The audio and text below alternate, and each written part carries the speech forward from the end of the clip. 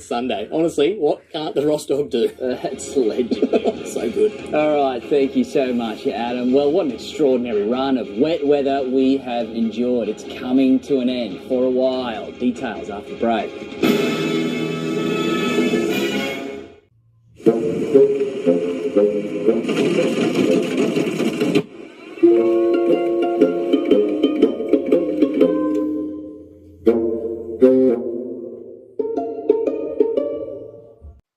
Transform your home into a haven with cool, pure, clean air, creating a world of perfect comfort. Take your home to the next level with the air specialists.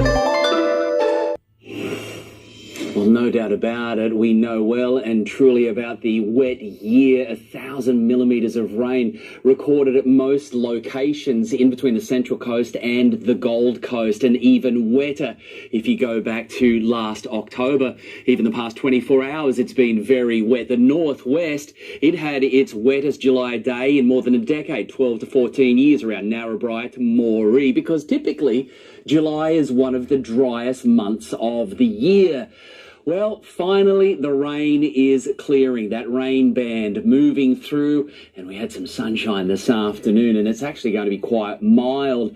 But look to the southwest. A succession of cold fronts are on their way, and it's going to be brutally cold next week. Snow across the tops, potentially over the northern New South Wales ranges. There'll be snow flurries next week. So enjoy the passing of this high-pressure system. Fantastic timing for the school holidays. Very warm across northern New South Wales and southern Queensland. Brisbane's got 24 in the forecast, 25 for the Alice. Clear and cold throughout the southeast, but showers with all of that frontal activity pushing towards Perth and Adelaide now as well.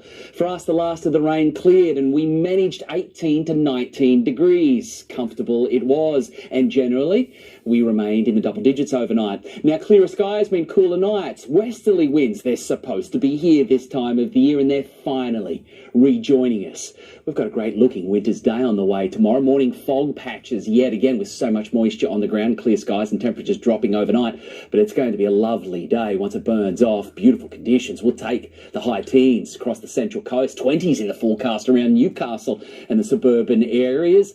Lovely stuff. A little bit crisp tomorrow morning though, right across the region with those cool temperatures and high moisture count down low on the ground. Fog about, particularly throughout the valley floor, 3 to 5 degrees, but headed for 17, 18 during tomorrow. A little bit of swell running, about 1.5 meters for another day, combined with the westerly winds shaping up nicely. Sun to rise 5 to 7, down 5:03, working to the high tide, getting there at 11:30 tomorrow morning, and still 1.5 meters of swell hitting our coast. That forecast much better, but look at the temperatures next week. It is absolutely going to plummet, getting very, very cold indeed. But enjoy. Let's focus on the sunshine, the mild conditions. Bit cloudy on Friday, but generally it's going to be a fine weekend. It's going to be very cold next week throughout the valley, but dry weather on the way for the Central Coast. Well, as we saw, surfing tomorrow is going to be quite nice. Some fun little waves. It'll be clean with the westerly winds, and we'll finally have some sunshine on our backs as well.